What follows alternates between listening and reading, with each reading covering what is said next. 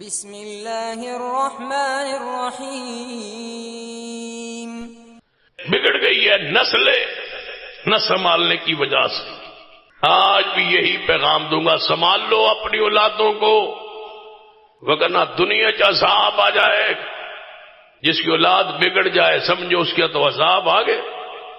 جس کی اولاد فرما بردار نہ ہو، بیٹی سر زور ہو، آگے سے بولتی ہو، مرضی کرتی ہو، لباس مرضی کا، سوچ مرضی کی، فکر مرضی کی، انداز مرضی کے، باپ دیوس ہو کے نیویں سرپا کے گھر میں بیٹھے، کوئی مانتا نہیں ہے، بیوی اپنی مرضی کرتی ہے، بچے اپنی مرضی کرتے ہیں، بیٹا اپنی مرضی کرتا ہے، یہ بیچارہ گھر میں پھر رہا ہے۔ کیا ہے اس کی زندگی؟ اس کو دنیا میں عذاب نے آ گھیرے لی ہے۔ جو دیوس بنا پھرتا تھا آج اس کا موقفات عمل ہے، آج اس کو دیکھ۔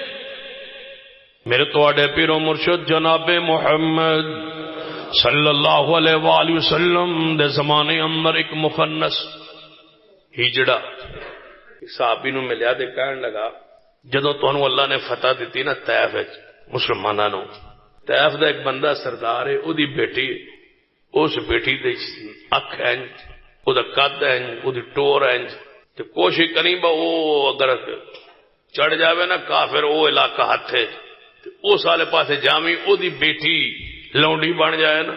یہ ذکر پہ کردا ہے کون؟ مخنث، کسی دی بیٹی دے خد و خال، قد کاٹ، حسن جمال بیان کر رہے۔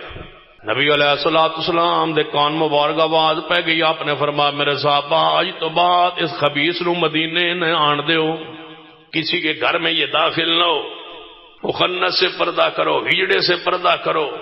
یہ پہنچی اس مجذوب ہوتے ہیں تو جیسے مرضی بیٹھے رہا۔ یہ لوگوں کی بیٹیوں کے صورتیں آ کے دوستوں میں بیان کرتے ہیں، یہ فحاشی بے حیائی پھیلانے کا ذریعہ ہے۔ نبی علیہ السلام نے جس میں نفسانی خواہشات موجود نہیں ہے، مخنث ہے، اس سے پردے کا حکم دیا ہے۔ باقی کہاں گئے چاچے مامے کے بیٹے؟ بڑے آدھے جی ساڈا بڑا پردہ ہے۔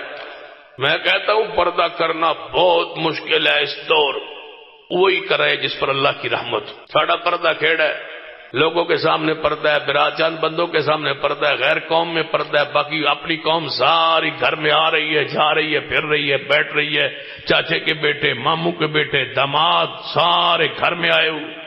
دامادوں سے شریعت میں پردہ ہے، اس بچی کا پردہ نہیں ہے جس سے اس کا نکاح ہوا ہے، باقی سالیوں سب سے پردہ ہے۔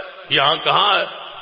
مولوی کے اپنے گھر میں بھائی بھی ساتھ رہتے ہیں، اور مکان مسجد کا ہے، مسجد کے مکان میں بے پردگی ہو رہی، سارے غیر محرم گھر میں بیٹھے ہیں، یہ دیوس نیچے نماز پڑھا رہا ہے۔ یہی بے حیائی ہے جو ہمارے معاشرے میں ایسے واقعات موجود ہیں۔ اپنی بیوی کو طلاق دے کے سالی سے نکاح کیا ہے دوبارہ۔ کیوں سالی سے شادی ہوئی؟ اس لیے کہ پہلے سالی سے پردہ نہیں ہوا، بیوی کو چھوڑ کے اس کی بہن کو بھگا کے لے گئے، عدالت میں نکاح ہوئے۔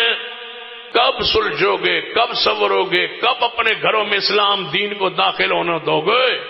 اس فحاشی کو گھر سے نکالیے، بے حیائی کو گھر سے نکالیے، دیس نکالا دیجئے، اسلام لائیے۔ ہر ماموں کے بیٹے سے پردہ ہے، ہر چاچا کے بیٹے سے پردہ ہے، ہر خالہ کے بیٹے سے پردہ ہے، ہر پھپھو کے بیٹے سے پردہ ہے، داماد سے پردہ ہے۔ صرف ایک بچی جس کا نکاح ہوا بس۔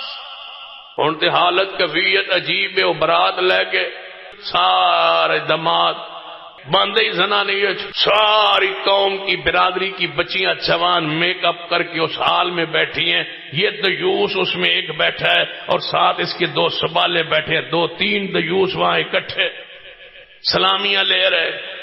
کہاں ہے تمہاری غیرت؟ کہاں ہے تمہارا اسلام؟ کہاں ہے دین؟ کہاں ہے شریعت؟ کوئی غیرت والا بندہ نہیں ہے جو اس کو گلمے سے پکڑے کہ دیوس آ جا مردج بیٹھ، تم بیٹیاں کیوں آ کے بیٹھا ہے؟ تم دھیاں جا کے کیوں بیٹھا ہے؟ تمہاری بیوی اس غیر کو سلامی کیوں دے؟ وہ اس کے ہاتھ سے پیسے کیوں پکڑے؟ تمہارا غیرت کا جنازہ نکل گیا۔ آج ایک میرا دوست جمعہ پڑھن آیا سی، وہ کہہ رہے میرے بچے دی شادی ہوئی 15-20 گھر برادری چھوڑ گئے نا، بتواڈے ایڈے پردے ہو گئے نا، سن تھیار کی کرنا۔ کیڑا سونا جملہ ہے جس واسطے اسی پہلے آندے ساں، وہ تو ہن کم رہا کوئی نہ۔ اب سمجھ جاؤ کیوں آندے سن، پردہ کر کے ویکھو سارے چاچے دے مامے دے پتر تانوں چھڈ جان گے، اساں تواڈے گھر ہن کی حال کرنا ہے، تواڈے پردے ہو گئے۔ یہ باپ گھر حکمت والا ہونا چاہیے، باپ غیرت مند ہونا چاہیے، سوچ فکر والا ہونا چاہیے، وہ سمجھنے والا ہونا چاہیے، وہ کڑی نگاہ۔ بچی جو 14 سال کی جوان ہو گئی، 26 سال ہو گئے، 13 سال اس نے جوانی میں تیرے گھر میں کنواری بیٹھی ہے، 16 سال دی ہوندی تو نکاح کردہ، 18 سال تک نکاح کردہ، 20 سال تک نکاح کردہ تو نہیں کیتا، 26 27 28 سال 30 سال نو پہنچ گئی ہے، ہجے بھی کوئی کسر رہ گئی ہے۔ کوئی غیرت والا باپ نہیں سمجھتا کہ میں بچیوں کے ساتھ کیا ظلم کر رہا ہوں۔